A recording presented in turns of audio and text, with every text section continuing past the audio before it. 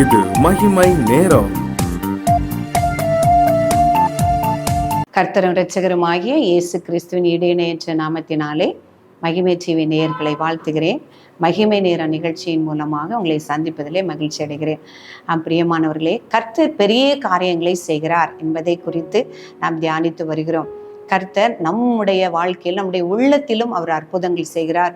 அவர் மோசேயின் மூலமாக அதிசயங்களை செய்கிறார் என்று நாம் பார்த்தோம். இப்பொழுது நம்மை கொண்டு அவர் அதிசயங்களையும் அற்புதங்களையும் பெரிய காரியங்களையும் செய்கிறவராய் இருக்கிறார் என்பதை குறித்து நாம் தியானிக்க இருக்கிறோம். அவர் இயேசு கிறிஸ்து அவர் வாழ்ந்த நாட்களில் அநேக அற்புதங்களையும் அடையாளங்களை செய்து அவர் தம்மை வெளிப்படுத்தினார் என்று நாம் பார்க்கிறோம். அவர் சிலுவையில் அறையப்படும்படியாக நாட்கள் வந்த பொழுது அவர் சீஷர்களுக்கு அதிகாரத்தை கொடுத்தார். 70 பேரை அவர் நியமித்து அவருடைய வியாதிகளை குணமாக்கவும், பிசாசுகளை துரத்தவும், அவருடைய சுவிசேஷத்தை அறிவிக்கவும், அவர்களை ஆசீர்வதித்து பலப்படுத்தி அனுப்பினார் என்று பார்க்கிறோம்.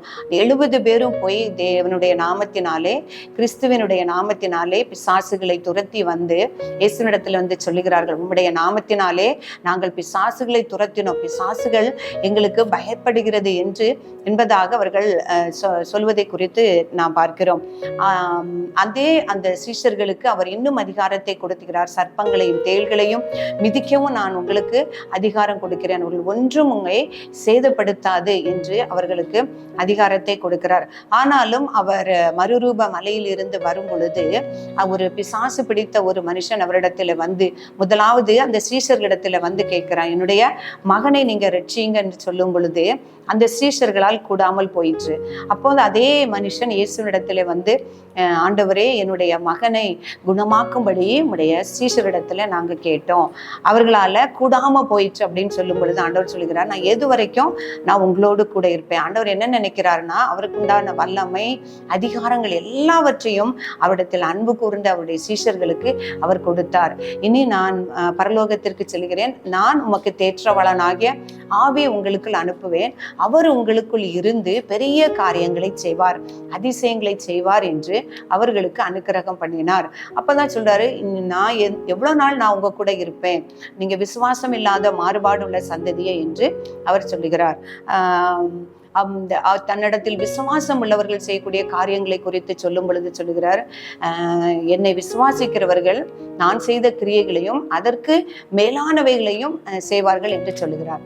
ஆனால் இயேசு கிறிஸ்து மரித்து அவர் பரலோகத்திற்கு எடுத்துக்கொண்ட பின்பு அந்த சீஷர்கள் எந்த ஒரு காரியத்தையுமே செய்யவில்லை. இயேசுனுடைய நாமத்தை கொண்டு அவ்வளவு அற்புதங்களை செய்ய பழகினவர்கள் அவர்கள் பயத்தினால் நிறைந்தவர்களாய் அந்த யூதர்களுக்கும் மற்ற ரோமர்களுக்கும் பயந்து அவர்கள் ஒளித்து கொண்டிருந்தார்கள் என்று பார்க்கிறோம். அப்பொழுது அவர்கள் சபையாக கூடி ஜெபிக்கிறார்கள், ஆண்டவரே, எங்களை தைரியப்படுத்தும், நீர் எங்களுக்கு கொடுத்த அந்த வல்லமையை நாங்கள் பயன்படுத்தவும், உம்முடைய நாமத்தை நாங்கள் தைரியமாக பிரசங்கிக்கவும் எங்களை தைரியப்படுத்தும் என்று அவர்கள் ஜெபிப்பதை நாம் பார்க்கிறோம். அப்போஸ்தலர் 4 அதிகாரம் 30 பார்க்கும் பொழுது, உம்முடைய பரிசுத்த பிள்ளையாகிய இயேசுவின் நாமத்தினாலே அடையாளங்களும் அற்புதங்களும் நடக்கும்படி செய்து பிணியாளிகளை குணமாக்கும்படி உம்முடைய கரத்தை நீட்டி உம்முடைய ஊழியக்காரர் உம்முடைய வசனத்தை முழு தைரியத்தோடும் சொல்லும்படி அவர்களுக்கு அனுக்கிரம் செய்திடும் என்று வேண்டிக் கொள்கிறாங்க. அப்போ அவர்களுக்கு கொடுத்த வரம், அவர்களுக்கு கொடுத்த வல்லமை, அவர்களுக்கு கொடுத்த அதிகாரம், ஆனாலும் அவங்க பயந்திருந்ததுனால அவர்களால எதுவுமே செய்ய முடியல. அப்போ அவர்கள் ஜெபிக்கிறாங்க, கூடி ஜெபிக்கிறாங்க, ஆண்டவரே, எங்களுக்கு தைரியத்தை தாரும், உடைய கரத்தை நீட்டும், நாங்கள் வியாதியஸ்தரை குணமாக்கணும், பிணியாளிகளை சுஸ்தமாக்கணும், இயேசு கிறிஸ்துவின் நாமத்தினாலே அடையாளங்களையும் அற்புதங்களையும் செய்யணும் அப்படின்னு சொல்லி வேண்டிக் கொள்ளும் பொழுது அவர் ஜெபம் பண்ணின போது அவர்கள் கூடியிருந்த இடம் அசைந்தது. அவர்கள் எல்லாரும் பரிசுத்த ஆவியினால் நிரப்பப்பட்டு தேவ வசனத்தை தைரியமாய் சொன்னார்கள் என்று பார்க்கிறோம். அப்போஸ்தலர்கள் கூடியிருந்த இடத்திலே அவர்கள் ஜெபித்த பொழுது, உருக்கமாய் ஜெபித்த பொழுது கர்த்தர் அவர்களுக்கு அனுக்கிரகம் பண்ணி அவர்களுக்கு மீண்டும் அந்த அடையாளங்களை, இயேசு கிறிஸ்துவனுடைய நாமத்தினாலே அடையாளங்களையும் அற்புதங்களையும் செய்ய அனுக்கிரகம் பண்ணினார் என்று பார்க்கிறோமா. பிரியமானவர்களே, இன்றும் தேவன் உயிரோடு உள்ளவராய் இருக்கிறார், ஜீவித்திருக்கிறவராய் இருக்கிறார். அவரை விசுவாசிக்கிறவர்களுக்கு எல்லாம் ஆகும். நம்மை கொண்டும் அவர் பெரிய காரியங்களை செய்வார். நாம் செய்ய வேண்டியது, நாம் ஜெபிக்க வேண்டும். ஒரு வியாதிஸ்தர்களுக்காக அல்லது ஒரு பிசாசில பிடிப்பட்ட பிள்ளைகளுக்காக அல்லது பாவத்தில் இருக்கிற பிள்ளைகளுக்காக நாம் ஊக்கத்தோடு, நாம் பாரத்தோடு ஊக்கத்தோடு ஜெபிக்கும் பொழுது அவர்களுடைய வாழ்க்கையிலும் நம்மை கொண்டு கர்த்தர் பெரிய காரியங்களை செய்வார், அதிசயங்களை செய்வார்.